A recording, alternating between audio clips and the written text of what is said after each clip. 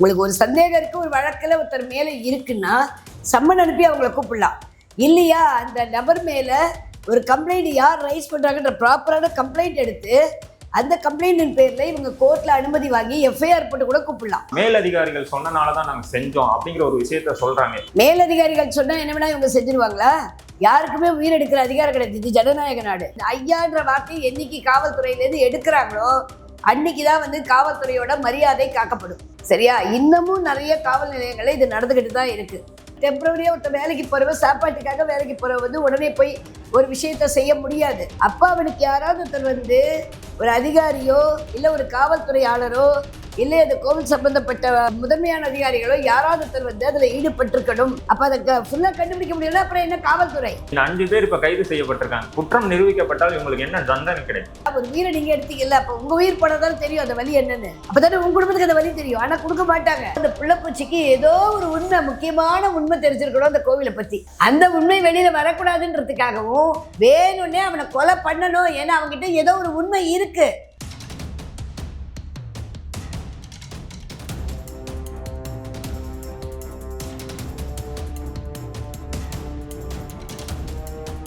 தமிழர் கழகம் நேயர்களுக்கு வணக்கம். இன்று நம்மோடு இணைந்திருப்பவர் முனைவர் சீதாலட்சுமி சேதுராமன், உச்சநீதிமன்ற வழக்கறிஞர். அவங்கள்ட்ட தான் நம்ம பேச போறோம். வணக்கம் மேடம். வணக்கங்க. திருப்புவனத்துல ஒரு லாக்அப் டெத் நடந்திருக்கு. அதுக்கு பின்னாடி நிறைய மர்மமான விஷயங்களும் இருக்கு. அதுல மெயினா பாத்தீங்கன்னா எஃப்ஐஆர் போடல. எஃப்ஐஆர் போடாம ஒரு கைதி அணுகிறத நீங்க எப்படி பாக்குறீங்க? ஆக்சுவலாக ஒரு கைதின்னு நம்ம முதல்லயே சொல்ல முடியாது. குற்றம் சாட்டப்பட்ட நபர்னு தான் சொல்லணும். சட்டத்தில் அப்படி தான் சொல்லியிருக்கு. பட் நிறைய பேர் குற்றவாளின்றாங்க, கைதின்றாங்க. அதெல்லாம் அப்படி சொல்லக்கூடாத ஒரு வார்த்தை இருக்குது. இதை நீதிமன்றமே கண்டனம் பண்ணியிருக்கு. ஸோ குற்றம் சாட்டப்பட்ட நபர் அப்படின்றத விட சந்தேகத்துக்குரிய நபர்னு ஒருத்தரை கொண்டு போகும்போது விசாரணை பண்ணும்போது அவங்க விசாரணைக்கு அழைக்கலாம். ஆனால் எப்படின்னா அதற்கான ஒரு சம்மன் அனுப்பி தான் அழைக்கணும். முறையான கம்ப்ளைண்ட் பெறப்பட்டிருந்தாக்க அந்த கம்ப்ளைண்டின் பேரில் அவங்க முறையான சம்மன் அனுப்பி அந்த நபரை விசாரணைக்கு அழைக்கலாம். அப்படி இல்லாத பட்சத்தில் அவங்க அந்த விசாரணைக்கு ஒரு அழைக்கிறதுக்கு எந்த விதமான முகாந்திரமும் கிடையாது. யாரை வேணால் நம்ம விசாரணைக்கு அழைக்கலான்றது அப்படிப்பட்ட அதிகாரம் காவல்துறைக்கு கொடுக்கப்படலை. ஸோ எப்படி சட்டம் எல்லாருக்கும் பொதுவானது நம்ம சொல்கிறோமோ அதே மாதிரி காவல்துறையும் அந்த சட்டத்துக்கு உட்பட்டது தான். ஸோ காவல்துறையும் அந்த சட்டத்துக்கு உட்பட்டு தான் செயல்படணுமே தவிர தன்னேச்சியே தன்னதிகாரத்தை கையில் எடுத்து எதுவும் செயல்பட முடியாது. இன்னொரு விஷயம் என்னன்னா, அவர் குற்றம் சாட்டப்பட்டவராக இருக்கலாம், இல்லைன்னா கைது செய்யப்பட்டவராக இருக்கலாம், இல்லை அவர் குற்றவாளி நிரூபிக்கப்பட்டவராக கூட இருக்கலாம். அவர் அடிக்கிறதுக்கான உரிமை காவல்துறைக்கு இருக்கா? குற்றம் சாட்டப்பட்ட நபரோ இல்லது சந்தேகத்துக்குரிய நபர் அப்படின்னா சஸ்பெக்ட் அப்படின்னு நீங்கள் சொல்லும்போது சஸ்பெக்டை கூப்பிட்டு விசாரணை பண்ணலாமே தவிர அடிக்கிறதுக்கு எந்த விதமான உரிமையும் கிடையாது. இது மனித உரிமைப்படி மிக தவறான ஒரு விஷயம். இன்னொன்று, எந்த ஒரு மனிதனும் தன்னுடைய அதிகாரத்தை துஷ்பிரயோகம் பண்ணக்கூடாது. இங்கே துஷ்பிரயோகம் நடந்திருக்கு. என்னன்னா ஒருத்தரை விசாரணைக்கு கூப்பிடணும். விசாரணைக்கு ஒத்துழைக்க மறுத்தாக்க அவங்களுக்கு சம்மன் அனுப்பி கூப்பிடலாம். உங்களுக்கு ஒரு சந்தேகம் இருக்குது, ஒரு வழக்கில் ஒருத்தர் மேலே இருக்குன்னா சம்மன் அனுப்பி அவங்கள கூப்பிடலாம். இல்லையா அந்த நபர் மேலே ஒரு கம்ப்ளைண்ட் யார் ரைஸ் பண்ணுறாங்கன்ற ப்ராப்பரான கம்ப்ளைண்ட் எடுத்து அந்த கம்ப்ளைண்டின் பேரில் இவங்க கோர்ட்டில் அனுமதி வாங்கி எஃப்ஐஆர் போட்டு கூட கூப்பிடலாம். இதெல்லாம் செய்யாமல் ஒருத்தரை நான் சந்தேகப்படுறேன் அப்படின்றதுக்காக ஒருத்தரை கூப்பிட்டு பண்ணுறதுன்றது தவறான விஷயம். பட் இந்த 5 காவலர்கள் ஃபேமிலியிலேயே என்ன சொல்கிறாங்கன்னா, மேலதிகாரிகள் சொன்னனால தான் நாங்கள் செஞ்சோம் அப்படிங்கிற ஒரு விஷயத்த சொல்கிறாங்க. இது நியாயமா? மேலதிகாரிகள் சொன்னால் என்ன வேணா இவங்க செஞ்சிருவாங்களா? இப்போ கொலைப்பழி யார்கிட்ட இருக்கு? அந்த 5 பேர் மேலே தான். 5 பேர் மேலே இருக்கு. இன்னொன்று, ஒருத்தரோட உயிரெடுக்கிற அதிகாரத்தை யார் கொடுத்தது? யாருக்குமே உயிரெடுக்கிற அதிகாரம் கிடையாது. இது ஜனநாயக நாடு. ஜனநாயக நாட்டில் எல்லாருக்கும் வாழறதுக்கு உரிமை இருக்குது. Right to speech, right to right எல்லாமே இருக்குது. அப்போ அவங்களோட அத்தியாவசியமான உரிமையை பேசிக்கலான உரிமையை கான்ஸ்டியூஷனாகவே டெஸ்ட்ராய் பண்ணுறாங்க இங்கே. ஸோ ஒரு மனுஷனோட வாழக்கூடிய தகுதியை இவங்க அழிக்கிறாங்கன்னா அப்போ இவங்க என்ன அரக்கர்களா? சொல்லுங்கள். எந்த ஒரு மனிதருமே ஒரு குற்றவாளிக்கு கூட நீதிமன்றம் வாய்ப்பு கொடுக்குது. உன் பக்கம் குற்றத்தை உன் மேலே குற்றம் சாட்டுறாங்க, நீ இந்த குற்றத்தை செஞ்சியான்னு கேட்குறாங்க, நீதிபதிகள் கேட்குறாங்க. சரியா? அதே மாதிரி குற்றம் சாட்டப்பட்ட நபர் நீதிமன்றத்துக்கு வந்ததுக்கப்புறம் ட்ரையல் கோர்ட்டில் நடக்கும்போது விசாரணை என்பதோ இல்லை ட்ரையல் என்பதோ எதை பொருத்தமாக கொண்டு நடக்குதுனாக்க எவிடன்ஸை வச்சு தான் நடக்குது. So based on the evidence சொல்லி the crime has been proved அப்படி தான் வருதே தவிர எனக்கு உன்னை பிடிக்கலை அப்படின்றதுக்காக எந்த ஒரு நீதிபதியோ இல்லை எந்த ஒரு காவல் அதிகாரியோ தன்னிச்சையாக ஒரு அதிகாரத்தை எடுத்து ஒருத்தர் செயல்படுத்த முடியாது. இது முழுக்க முழுக்க அராஜகமான ஒரு செயல். இதுல இன்னொரு விஷயம் பாத்தீங்கன்னா, தமிழ்நாட்டுல கடந்த 1 இயர்ல 300க்கு மேற்பட்ட மாவுக்கட்டுகள் போடப்பட்டிருக்கு. வழுக்கி விழுந்துட்டாங்க அப்படின்னு. இந்த ஒரு விஷயம் நீதிபதிக்கும் நீதிமன்றத்துக்குமே தெரியும். அவங்க வழுக்கி விழுந்தாங்களா இல்லையாங்கிறது. ஆனா பல டைம் வந்து உச்ச நீதிமன்றம் கண்டிச்சிருக்கு, நீதிபதிகள் கண்டிச்சிருக்காங்க. தொடர்ந்து இது நடக்குது. இதை எப்படி பாக்குறீங்க? இல்ல, நான் என்ன சொல்றேன்னா, குற்றம் சாட்டப்பட்டவனாவே இருக்கட்டும், ஒரு குற்றவாளியா கூட இருக்கட்டும், ஆனா அவனை அடிக்கிற அதிகாரமும் இல்ல அவனை கொலை பண்ற அதிகாரமும் யார் கொடுத்தாங்க? அதை சொல்லுங்க முதல்ல. உச்ச நீதிமன்றம் கொடுத்ததா, இல்ல உயர் நீதிமன்றம் கொடுத்ததா, இல்ல ஜுடிஷியல்ல கொடுக்கப்பட்டதா? யாரு கொடுக்கப்பட்டது? இந்த அதிகாரம் யார் கொடுத்தாங்க காவல்துறைக்கு? இல்ல கமிஷனர் சொன்னாரா நீ வந்து அடிச்சுதான் வந்து ஒருத்தர்கிட்ட ஸ்டேட்மெண்ட் வாங்கணும், அடிச்சுதான் ப்ரூவ் பண்ணணும்னு சொன்னாரா? இல்லையே. அப்போ எதேச்சையான தன்னுடைய அதிகாரத்தை துஷ்பிரயோகம் பண்ணி காவல்துறை அதிகாரிகள் ஒரு சில பேர் வந்து இந்த மாதிரியான நடவடிக்கைகள்ல ஈடுபடுறாங்க. இது வந்து முழுக்க முழுக்க கண்டிக்கத்தக்கது. இன்னொன்று என்னன்னா, ஒரு குற்றம் நடந்திருக்கு அப்படின்னா அந்த குற்றத்துக்கான காரணிகளை முதல்ல பார்க்கணும். மெயின் வந்து ஒரு குற்றம் நடக்குதுன்னா உடனே ஒரு குற்றம் நடக்காது. அந்த குற்றம் சார்ந்த காரணிகள், mens rea behind the crime, motivation behind the கிரைம்னு சொல்லுவாங்க. ஸோ அந்த ஒரு குற்றம் எதனால் நடந்தது, அந்த குற்றத்திற்கான காரணிகள் என்ன, அதில் யார் யார் சம்மந்தப்பட்டிருக்காங்க. இப்போ இந்த வழக்கில் வந்துட்டு அந்த அஜித் குமார்ன்றவர் வந்துட்டு கோவிலில் வேலை செஞ்சவருன்றாங்க, டெம்பரவரி ஒர்க்கரு. ஸோ இப்போ டெம்பரரி ஒர்க்கருக்குன்னு ஒரு ரெஸ்ட்ரிக்ஷன் லிமிட்டேஷன் இருக்கும். ஒரு கோவில் உள்ள வந்து இந்த இடத்துக்கு போகலாம், இந்த இடத்துக்கு வரலாம் அப்படின்றது, அதே மாதிரி இந்தந்த விஷயங்கள் தான் தெரியும் அப்படின்ற மாதிரிலாம் வச்சுருப்பாங்க. அதுவும் இல்லாமல் அவர் வந்து டெம்பரவரியாக வேலை செய்வது எப்போ வேணால் பணி நீக்கம் செய்யப்படலாம். அப்படிப்பட்ட ஒரு சூழ்நிலையில் இருக்கக்கூடிய ஒரு மனிதரை வந்துட்டு இந்த ஒரு குற்றத்தில் கொண்டு வராங்கன்னா, இது கோவில் சம்மந்தப்பட்டது, இறைவன் சம்மந்தப்பட்ட விஷயம். அப்போ இந்த விஷயத்தை வந்து யார் வந்து முதல்ல அணுகுமுறை பண்ணி அவரை இந்த மாதிரியான ஒரு விஷயத்தை தூண்டி விட்டுருக்காங்கன்றது தெரியும். அது குற்றம் நடந்ததா நடலையான்றது லேட்டர் பார்ட். அது வந்து நீதிமன்றம் தான் முடிவு பண்ணணும், எவிடன்ஸ் பேஸ்ட் அந்த எவிடன்ஸை வச்சு. ஆனால் இவர் குற்றம் சாட்டப்பட்ட நபர்னு சொல்றதுக்கு என்ன காரணி? எடுத்தது வந்து ஒரு டெம்பரரியா ஒருத்தர் வேலைக்கு போறவ, சாப்பாட்டுக்காக வேலைக்கு போறவ வந்து உடனே போய் ஒரு விஷயத்த செய்ய முடியாது. அப்ப அவனுக்கு யாராவது ஒருத்தர் வந்து ஒரு அதிகாரியோ இல்ல ஒரு காவல்துறையாளரோ இல்லை அந்த கோவில் சம்பந்தப்பட்ட முதன்மையான அதிகாரிகளோ யாராவது ஒருத்தர் வந்து அதுல ஈடுபட்டிருக்கணும். அதை வந்து இந்த ஆட்சியாளர்கள் கண்டுபிடிக்கணும் முதல்ல. நீதிமன்றம் பல டைம் வந்து இந்த லாக்அப் மரணங்களையும் சரி, இந்த மாவு கட்டு போடுற விஷயத்தையும் கண்டிச்சிருக்கு. திரும்ப திரும்ப இது நடக்கிறதுக்கான காரணம் அதுதாங்க. மாவு கட்டு போடுறதுன்றது இவங்களாவே உருவாக்கிக்கிறது. அடிச்சு கைய காலை முடிச்சாதான் இவங்களுக்கு இன்வெஸ்டிகேஷன் என்கொயரியில ரிசல்ட் வாங்க முடியும்னு நினைக்கிறாங்க. அது தப்பான அணுகுமுறை. சிறைச்சாலை என்பது வந்து தண்டனை கொடுக்கும் இடம் இல்லை, மனம் திரும்பும் இடம். ஒருத்தர் குற்றம் பண்ணிட்டான்னா அவன் செஞ்ச குற்றத்தை வருந்தி அந்த இருக்கக்கூடிய தனிமையான நாட்களை தன் குற்றத்தை வருந்தி அவன் வந்து மாறணுன்றதுக்காக கொடுக்கப்படுற இடம் தான் சிறைச்சாலை. அதே மாதிரி காவல்துறை எதுக்குன்னா வழி நகர்ந்து போகக்கூடியவர்களை வழிபடுத்தி செல்வதற்கு தான் காவல்துறை. காவல் அப்படின்னாலே காப்பது அப்படின்னு தான் அர்த்தம். நீ அப்ப காக்கிற வேலையை தானே செய்யணும். ஒரு குற்றம் நடக்கிற வரைக்கும் வெயிட் பண்றீங்க. ஒண்ணுமேல ஒரு சின்ன விஷயம், இப்போ வர வழியில பாத்தீங்கன்னா ஒரு பஸ்ல ஒரு லேடியை வந்து ஒரு ஆள் வந்து கை நீட்டி அடிச்சிட்டான். கண்டக்டர் நிற்கிறாரு, டிரைவர் ஓட்டிட்டு இருக்காரு, மற்ற அத்தனை பப்ளிக்கும் பார்க்குறாங்க. யாருமே அந்த லேடிக்காக சப்போர்ட் பண்ணல. அதுக்கப்புறம் அந்த லேடியை போலீஸை கூப்பிட்டு போலீஸ் வராங்க. போலீஸ் வந்ததுக்கப்புறம் நீ ஏமா அவங்ககிட்ட பேசுறேன்னு தான் கேட்குறாங்க தவிர அவன் கை நீட்டி அடிச்சது தப்பு, அங்கே என்ன நடந்தது அந்த சூழ்நிலை முதல்ல விசாரிச்சாங்களா?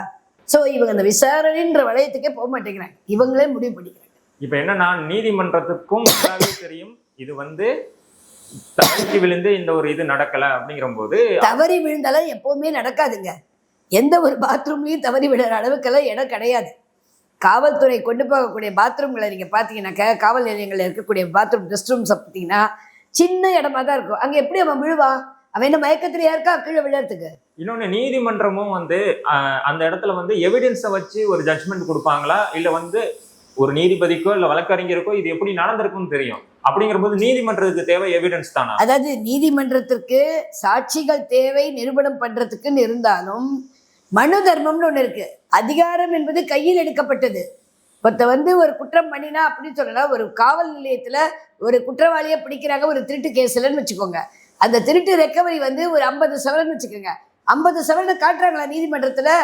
கிடையாது. நான் ரெக்கவரி பண்ணது 30 தான் 20 தான்றாங்க. அப்ப அந்த பேலன்ஸ் இது எங்க போச்சு? அப்ப அதை ஃபுல்லா கண்டுபிடிக்க முடியல, அப்புறம் என்ன காவல்துறை? இன்னும் காவல்துறைகள்ல நிறைய விஷயங்கள் வந்து நீதிமன்றத்துக்கோ அது வழக்காவோ பதியப்படாம காவல் மன்றத்திலேயே அது வந்து முடிவடையுது. பேசி சால்வ் பண்ணிக்கலாம். கட்ட பஞ்சாயத்து தான் நடக்குது. இதுக்கு காரணம் என்னன்னா, ஒரு சில அதிகாரிகளின் மெத்தன போக்கு. நான் எல்லா காவல்துறை அதிகாரியும் சொல்ல வரல. நேர்மையான காவல்துறை அதிகாரிகள் நிறைய பேர் இருக்காங்க தமிழ்நாட்டில். சரியா, we are the best police அலோவர்னு சொல்லுவாங்க. அந்த அளவுக்கு நம்ம வந்து பெஸ்ட்டாக இருக்கக்கூடியவங்க. 24 மணி நேரத்தில் ஒரு கொலை நடந்தால் உடனே குற்றவாளியை கண்டுபிடிக்கக்கூடிய அளவுக்கு திறமையுடைய ஒரு காவல்துறையில் இப்படிப்பட்ட மெத்தனை போக்கு எதுக்கு? ஒரு சில பேரோட சுயலாபத்திற்காக செய்யப்படுகிறது. ஓகே, இந்த 5 பேர் இப்ப கைது செய்யப்பட்டிருக்காங்க. குற்றம் நிரூபிக்கப்பட்டால் இவங்களுக்கு என்ன தண்டனை கிடைக்கும்? கண்டிப்பா அதே தண்டனை தான் உங்களுக்கு கொடுங்க. என்ன கேட்டீங்கன்னா நான் என்ன சொல்வேன்னா, ஒரு உயிரை நீங்க எடுத்தீங்கல்ல, அப்போ உங்க உயிர் போனதானே தெரியும் அந்த வலி என்னன்னு. அப்பதானே உங்க குடும்பத்துக்கு அந்த வலி தெரியும். ஆனா கொடுக்க மாட்டாங்க. இந்தியாவில் வந்து it is a democratic country. அதனால அப்படிப்பட்ட தண்டனைகள் கொடுக்க மாட்டாங்க. மிஞ்சி போட ஆயுள் தண்டனை கொடுப்பாங்க, அவ்வளவுதான் தருவாங்க. வேற என்ன பண்ணுவாங்க? பதவியை பிடுங்குவாங்க. ஒரு உயிருக்கு உயிர் எடுக்கிறது சரியா இருக்குமா? உயிருக்கு உயிர் எடுக்கிறது சரி கிடையாது. பட் அந்த உயிரோட வலி தெரியணும்ல. இவனுக்கு ஆயுள் தண்டனை கொடுத்தா ஆயுள் தண்டனை முழுசா அனுபவிப்பா நீங்க நினைக்கிறீங்களா? ஏற்கனவே பதவி உள்ளவங்க, ஏற்கனவே பதவியில் இருந்தவங்க, அவங்களோட ப்ரொசீஜர்ஸ் இருப்பாங்க, அவங்களோட ஃபாலோயர்ஸ் இருப்பாங்க. அவங்களாம் சும்மா இருப்பாங்களா? ஜெயிலில் கூட அவங்களுக்கு வந்து சொகுசு வாழ்க்கையை தான் கொடுப்பாங்க. முன்னாள் அதிகாரிலாம் பார்க்க மாட்டாங்க. ஐஏஎஸ் ஐபிஎஸ் யாராக இருந்தாலும் உடனே அங்கே வந்துட்டு ஐயா ஐயா ஐயான்றது. ஐயான்ற வார்த்தையை என்னைக்கு காவல்துறையிலேருந்து எடுக்கிறாங்களோ அன்னைக்கு தான் வந்து காவல்துறையோட மரியாதை காக்கப்படும். இந்த ஐயாங்கிற வார்த்தைக்கு பின்னாடி என்ன இருக்கு? அதாவது ஐயான்ற வார்த்தை ஒரு மரியாதையான வார்த்தை. யாரை சொல்லுவாங்கன்னு பார்த்தீங்கன்னா, நம்ம கிராமங்களில் வந்துட்டு குடும்பத்தில் மூத்தவராக இருக்கார் பாருங்க, ரொம்ப பெரிய வயசான, அதாவது கெட்டுக்களத்தின்னு சொல்லுவாங்க. அந்த மாதிரி ரொம்ப வயசானவங்களா இருப்பாங்க. அவங்க குடும்பத்தோட சியாடா இருப்பாங்க, பெரியவங்களா இருப்பாங்க. அவங்கள வந்து மரியாதையா சொல்லுவாங்க ஐயான்னு. ஆனா காவல்துறை அதிகாரிகளை வந்து அவர்களுக்கு கீழே இருக்கக்கூடிய அதிகாரிகள் ஐயா ஐயா என்று சொல்வதும், அவர்களுக்கு போய் கை வேலை செஞ்சுக்கிட்டு இருக்கிறதோ, போயிட்டு வந்து வீட்டு வேலை செய்யறது, இல்லை அவங்களுக்கு கடைக்கு போகிறது, சாப்பாடு வாங்கிட்டு வர்றது, இந்த வேலையெல்லாம் செஞ்சுக்கிட்டு இருக்கிறதோ, இதெல்லாம் வந்து காவல்துறையோட மாண்பையே கெடுக்குது. ஏன்னா காவல்துறை பணியில சேரும் போதே அவங்களுக்கு வந்து டியூட்டி ரூல்ஸ் இருக்கு. அதே மாதிரி ரூல்ஸ் அண்ட் ரெகுலேஷன்ஸ் கொடுக்கப்பட்டிருக்கு. சரியா, இன்னமும் நிறைய காவல் நிலையங்களில் இது நடந்துக்கிட்டு தான் இருக்கு. அதாவது ஒரு சீனியர் ஆஃபீஸரை பார்த்தா ரெஸ்பெக்ட் பண்ணணும், சல்யூட் அடிக்கணும், ஓகே, அதெல்லாம் வந்து தேவையானது. ஆனா இவர் வந்து அவருக்கு ஒரு பர்சனல் அசிஸ்டன்ட் மாதிரி, ஒரு பிஏ மாதிரி இருந்துட்டு அவருடைய மற்ற வேலைகளை செய்வது, அதே மாதிரி அவர்களுக்கு தேவையானவைகளை செய்து கொள்வதற்கு இவர் அப்ப தவறு செய்வது அவர் கண்டுக்க மாட்டாரு. இப்ப இந்த மாதிரியான செயல் தான் இப்ப அஜித்குமாரோட உண்மையா? விஷயம். கண்டிப்பா. ஏன்னா மேலதிகாரிகள் சொல்றாங்கன்னா மேலதிகாரிகள் எதுக்கு இவங்களுக்கு ஆர்டர் போடணும்? அவங்களுக்கு என்ன இதுல இன்ட்ரெஸ்ட்? அப்ப மேலதிகாரிகளுக்கு யார் அழுத்தம் கொடுக்குறாங்க? இப்ப நீதிமன்றம் வந்து என்ன பாத்தீங்கன்னா, அஜித்குமாரோட வழக்குல வந்து ஒரு தீவிரம் காட்டுறாங்க. இப்ப வந்து அந்த குற்றம் சாட்டப்பட்டவர்களுக்கும் வழக்கறிஞர் வாதாடுவார். வழக்கறிஞர் இதுதான் கூடாதுன்ற. அந்த மாதிரி குற்றம் செய்த அதிகாரிகளுக்காக வாதாடக்கூடிய வழக்கறிஞர்களை பார் கவுன்சில் கண்டனம் பண்ணணும்னு சொல்றேன். ஏன்னா தெரிந்தே செய்யும் தவறுக்கு சட்டம் பொறுப்பேற்காது. Volenti non fit injuria, that is a legal maxim. நீ தெரிந்தே செய்யற தவறுக்கு சட்டம் என்னைக்குமே பொறுப்பெடுத்துக்காது. உனக்கு தெரியும் நீ ஒரு அதிகாரி, உனக்கு லிமிடேஷன் ஆஃப் ரைட்ஸ் கொடுக்கப்பட்டிருக்கு, அதை நீ துஷ்பிரயோகம் பண்ணக்கூடாது. ஒரு ஐஏஎஸ்ஓ ஐபிஎஸ்ஓ வரும்போது அவங்களுக்குன்னு சொல்லிட்டு ஒரு சில வழிமுறைகள் கொடுக்கப்பட்டிருக்கு, ப்ரொஃபஷனல் எத்திக்ஸ்ன்னு. அந்த professional code of conduct, professional எத்திக்ஸை அவங்க ஒழுங்காக ஃபாலோ பண்ணணும். பண்ணலைன்னா அவங்கள வந்து பதவியிலேருந்து மேலதிகாரிகள் எடுக்கணும். அப்படிலாம் இருக்கு. சஸ்பென்ஷன் கொடுக்கலாம், மெமோ கொடுக்கலாம், டெர்மினேஷன் பண்ணலாம், இத்தனை ப்ரொசீஜர்ஸ் இருக்கு. இதெல்லாம் பண்ணாம சரியா அந்த அதிகாரிகளுக்கு வந்து எல்லாத்தையுமே நீங்க செய்யுங்கன்னு விட்டுட்டு, இப்ப அவங்க ஒரு கொலையும் செஞ்சு முடிச்சதுக்கு அப்புறமா அவங்களுக்காக வழக்கறிஞர்கள் போய் வாதாடி அவன் நியாயமானவன் தான், அவன் பண்ண கொலை நியாயம் தானா, போன உயிரை கொடுக்க முடியுமா? அந்த குடும்பத்துக்கு நீ உயிர் தருவியா? நான் கேட்கிறேன். இதுல இன்னொரு விஷயமும் என்ன பார்க்கப்படுதுன்னா, இப்ப வந்து குற்றம் சாட்டப்பட்டவர்களும் வாதாடுவாங்க. அவங்க என்னன்னா, இதை நாங்க தப்பு பண்ணல நிரூபிக்கிறதுக்கான வேலைகளை பார்க்கலாம். பட் பொதுமக்கள்ல இருந்து இன்னைக்கு எல்லாருக்குமே தெரியும் இது ஒரு கஸ்டடியல் டெத்துங்கிற போது இதுக்கான நீதி சீக்கிரம் வழங்கப்படும். இல்ல ஒரே ஒரு விஷயம் தாங்க, நீங்க என்ன வேணா எவிடன்ஸ் கொடுங்க, மனசாட்சின்னு ஒண்ணு இருக்கு. ஒவ்வொரு மனுஷனும் உணர வேண்டிய ஒரு விஷயம். இப்ப நீதிமன்றம் மனசாட்சிப்படி கொடுக்குமா இல்ல வந்து? இல்ல அததான் சொல்றேன். மனசாட்சிப்படி அவங்க கொடுக்குறாங்களோ இல்லையோ, எவிடன்ஸை பேஸ் பண்ணி உங்களை ரிலீஸ் கூட பண்ணலாம், இல்லை அக்யூட்டல் கூட பண்ணலாம். ஆனா கொலை செய்த உனக்கு தோணும் இல்ல, நீ வந்து கர்மால எழுதி ஆகணும்ல, உனக்கு ஒரு குடும்பம் இருக்குல்ல.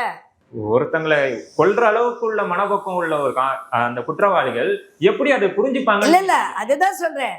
மெத்தன போக்கு, அதிகார துஷ்பிரயோகம். திரும்பவும் சொல்றேன், நான் ஒரு ஐஏஎஸ், என்னை யாரும் கேள்வி கேட்க முடியாதுன்னு நினைக்கக்கூடிய ஒரு மனப்பாங்க இருக்குல்ல, இதுக்கு ஒரு ஸ்டாண்டிங் ஆர்டரை கோர்ட்டு கொடுக்கணும்னு நான் சொல்றேன். இனிமே இருக்கக்கூடிய அதிகாரிகள் தங்களுடைய அதிகாரங்களை சின்ன விஷயங்கள்ல கூட துஷ்பிரயோகம் பண்ணினா உடனடியாக கடுமையான நடவடிக்கைகள் அவங்க மேல எடுக்கணும். இது முதல் கஸ்டடி இல்லையே நீங்க இப்ப கொடுக்குறது, இதுக்கு முன்னாடி நிறைய நடந்திருக்கு. ஆனா இது வரைக்கும் எதுவுமே அப்படி பண்ணல. கேட்டா நாங்க வந்து ரெஸ்ட்ரிக்ட் பண்ணிட்டோம், நாங்க வந்து அவங்களுக்கு வந்து இது கொடுத்துருக்கோம், ரூல்ஸ் கொடுத்துருக்கோம், அதே மாதிரி ஃபாலோ பண்ண சொல்லியிருக்கோம், பண்ணலைன்னா சஸ்பெண்ட் பண்ணுறோம். இந்த கதையெல்லாம் நிறைய சொல்லுவாங்க. இந்த பக்கம் சஸ்பெண்ட் பண்ணுவாங்க, அடுத்த நிமிஷம் அதே இது வந்து நான் தப்பாக எடுத்துக்காதீங்க, நான் நீதிமன்றத்தை சாடலை, ஒரு லோயர் கோர்ட்டில் கொடுக்கக்கூடிய ஆர்டரை வந்து ஹையர் கோர்ட் வந்துட்டு அக்செப்ட் பண்ணும். லோயர் கோர்ட்டில் கொடுக்கக்கூடிய அப்பீலுக்கு ஹையர் கோர்ட்டில் போடாங்க, அங்கே வந்து அக்யூட்டல் ஆகுது. அப்போ அடுத்தது அதுக்கடுத்து சுப்ரீம் கோர்ட்டில் போடாலும் அக்யூட்டல் ஆகுது. அப்போ what is a law in country? ஒரு குற்றம்னு நீ சொல்கிற, குற்றம்னு சொல்லி உன்ன மாதிரி அவர் வழக்கறிஞராக படிச்சுதான் ஒரு மேஜிஸ்ட்ரேட்டாவோ இல்லை டிஸ்ட்ரிக்ட் ஜட்ஜாவோ வந்திருக்காங்க. அப்போ ஒரு குற்றம்னு சொல்லி ஒருத்தர் கொடுக்கக்கூடிய தண்டனையை மேலவை நீதிமன்றங்கள் வந்து கன்ஃபார்ம் பண்ணணுமா? இல்லை இல்லை இல்லை அப்போ நீ ஒத்துக்கோ. கீழமை நீதிமன்றங்களை கொடுத்த வேர்டிக்ட் வந்து தப்புன்னு சொல்லிட்டு நீ மேலே வந்து அக்யூட்டல் பண்ணுற, கீழே தண்டனை கொடுத்து மேலே அக்யூட்டல் பண்ணுறனா, அப்பீல் அக்யூட்டல் பண்ணுறனா, you must accept that the lower courts are not conducting the trial in right way. இன்னொரு விஷயம் என்னன்னு பாத்தீங்கன்னா, மத்திய அரசு மாநில அரசு எல்லாத்தையுமே வந்து நீதிமன்றம் கேள்வி கேட்குது. அந்த அளவுக்கான ஒரு பவர்ஃபுல்லான judicial is the first priority in the country. இந்த கேஸ் எவ்வளவு நாள் இழுக்கும்னு நினைக்கிறீங்க? இந்த கேஸ் எனக்கு தெரிஞ்ச உடனே இதுக்கு தீர்ப்பு சொல்லுவாங்களான்னு தெரியாது. ஏன்னா சம்பந்தப்பட்ட அதிகாரிகள் மேல உடனே நடவடிக்கை எடுத்து அவங்களோட எல்லா விதமான விஷயங்களையும் முடக்கணும். அவங்களோட பிஎஃப்இ, இஎஸ்ஐ, தட் இஸ் அவங்களோட கிராஜுவிட்டி, என்னென்ன பெனிஃபிட்ஸ் அவங்களுக்கு இருக்கோ அத்தனையும் முடக்கப்படணும். அவங்களுக்கு எந்த விதத்திலையுமே வந்து சமுதாயத்தில் எந்த அங்கீகாரமும் கொடுக்கக்கூடாது. இப்போ என்னன்னா, நீதிமன்றம் மனசாட்சிப்படி இதுக்கு தீர்ப்பு கொடுக்கணுமா, எவிடன்ஸை பார்த்து தீர்ப்பு கொடுக்கணுமா? ஏன்னா இப்போ எவிடன்ஸ் அதிகார வர்க்கத்தில் இருக்க எவிடன்ஸ் மாத்திரம் வச்சு கொடுக்கணும்னு சொன்னா எவிடன்ஸை மாத்திடுவாங்க. அதான் சொல்றேன். சரியா? மனசாட்சி படின்னு சொன்னாங்க, மனசாட்சி விலைக்கு வாங்கிடுவாங்க, அதுவும் செய்வாங்க. ஆனா மனசாட்சி, எவிடன்ஸ் இதற்கு எல்லாத்துக்கும் அப்பாற்பட்டது நீதி, சட்டம். ஸோ சட்டத்தின்படி, மனு தர்மத்தின்படி இந்தியா வந்து, பாரத நாடு வந்து உங்களுக்கு பாரம்பரியம் மிக்க மனு தர்மத்தை கொண்ட நாடு. நேர்மையான முறையில் அதற்கான தண்டனை, நீ என்ன குற்றம் வேணா பண்ணியிருக்கிறதா இருக்கட்டும், you have right to send him to the jail, you have right to remand him, but whereas you don't have the right to kill one person, you don't have right to take a life of a person. அப்ப lockup death நடக்காம பாத்துக்கிறது தானே ஒரு அரசோட கடமை. கண்டிப்பா. Lockup death ஏன் நடக்குது, எதுக்காக? உன்னை நம்பி தான் ஒருத்தனை கொண்டு வந்து ஜுடிஷியல் வந்து உன்னை நம்பி தான் கஸ்டடியில் கொடுக்குறாங்க.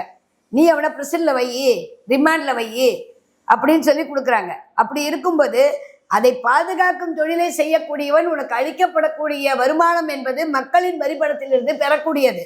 அப்போ மக்கள் சேவகன் தானே நீ எப்படி திடீர்னு பெரிய ஆளாவ? அது ஐஏஎஸ்ஸாக இருக்கட்டும், ஐபிஎஸ்ஸாக இருக்கட்டும், ரெண்டு பேருமே மக்கள் சேவகன் தான். they are service providers. Ajithkumar வழக்குல பாத்தீங்கன்னா, அது வந்து போலீஸ் ஸ்டேஷன்ல வந்து அந்த டெத் நடக்கல, எஃப்ஐஆர் பதிவு பண்ணப்படல, எதுவுமே நடக்காம தனியா ஒரு பிளேஸ்ல நடந்திருக்கு. அதுதான் சொல்றேன், எஃப்ஐஆர் பதிவு பண்ணப்படாம ஒருத்தரை வச்சு விசாரணை பண்றதுன்றது இல்ல, ஒரு சம்மனாவது அனுப்பி இல்ல ஒரு கம்ப்ளைண்டாவது ரிசீவ் பண்ணாம பண்றதுன்றது சட்டப்படி தவறானது. விசாரணைக்கு நீ நீதிமன்றத்துல அன்னைக்கு நீ வாங்கலாம், கஸ்டடி கொடுங்கன்னு கேட்கலாம். உனக்கு சஸ்பெக்ட் இருக்கா, அவனுக்கு வந்து சம்மன் அனுப்பி அவனை கூப்பிட்டு நீ எங்கே வைக்கணும், ஸ்டேஷனில் வச்சு விசாரணை பண்ணணும். ஸ்டேஷனில் வச்சு விசாரணை பண்ணிட்டு நீ விஷயத்துக்கு 2 நாள் 3 நாளாக ஸ்டேஷனில் வச்சு விசாரணை பண்ண முடியாது, எஃப்ஐஆர் போடாமலாம். 2 நாள் 3 நாள் நீ வைக்கிறேன்னா நீ எஃப்ஐஆர் போட்டிருக்கணும். அப்போ அந்த குற்றம் அங்கே கொண்டு போய் அந்த மேஜிஸ்ட்ரேட் கிட்ட ப்ரொடியூஸ் பண்ணியிருக்கணும். நீ எதுவுமே பண்ணாமல் உனக்கு தெரிஞ்ச ஒரு தனிப்பட்ட இடத்துல போய் பண்ணனா, இது முழுக்க வேணும்னே அவனை கொலை பண்ணணும். ஏன்னா அவங்ககிட்ட ஏதோ ஒரு உண்மை இருக்கு. சிசிடிவி காட்சிகள்லாம் அழிச்சிருக்காங்க. அதாவது ஆதாரங்களை அழிக்கிறது எந்த வகையான ஒரு குற்றம்? மகா பெரிய குற்றம். ஆதாரங்களை அழிப்பது என்பது அவர்கள் குற்றத்தை வந்து அதிகமாக காட்டுது. பண்ணட்டும், அவங்க என்னெல்லாம் தப்பு பண்றாங்களோ அந்த தப்பெல்லாம் அவங்க தான் குற்றவாளின்றதை நிரூபிக்கிறதுக்கு அவங்களே ஏற்படுத்தக்கூடிய காரணிகள். சிசிடிவி அழிச்சாங்கனாக்கா அவங்க நினைச்சுக்கலாம், சிசிடிவி ஃபுட்டேஜ் அழிச்சிட்டோம் நம்மள ஒன்றும் பண்ண முடியாது. அழிக்கக்கூடிய அதிகாரம் உள்ளது யாரு? அதிகாரிகளுக்கு மாத்திரம்தான். அப்ப நீ குற்றம் செஞ்சவன்றதுனால தானே அதை அழிக்கிற.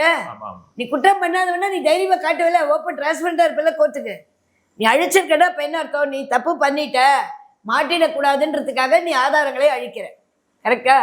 இன்னொன்னு, அவனை தனிப்பட்ட முறையில கொண்டு போய் வச்சு இந்த அளவுக்கு பண்ற அளவுக்கு ஒருத்தர் சொல்றாங்கன்னா, அப்போ அந்த விஷயத்துல அவனுக்கு ஏதோ ஒரு முக்கியமான உண்மை தெரிந்திருக்க வேண்டும்.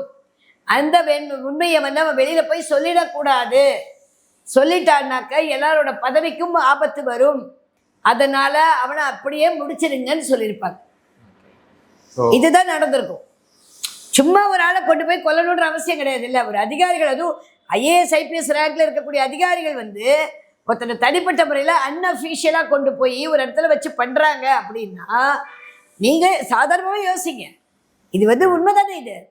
ஏதோ ஒரு உண்மை. அவன் சாதாரணப்பட்டவங்க, ஒன்றும் பெரிய சம்பளம் வாங்குறவங்க கிடையாது. ஒரு டெம்பரவரி ஒர்க்கர். மிஞ்சி போனால் ஒரு 15,000 ரூபா இல்லை ஒரு 18,000 ரூபா சம்பளம் வாங்குறவனா இருப்பான், 10,000 ரூபா வாங்குறவனா இருப்பான்.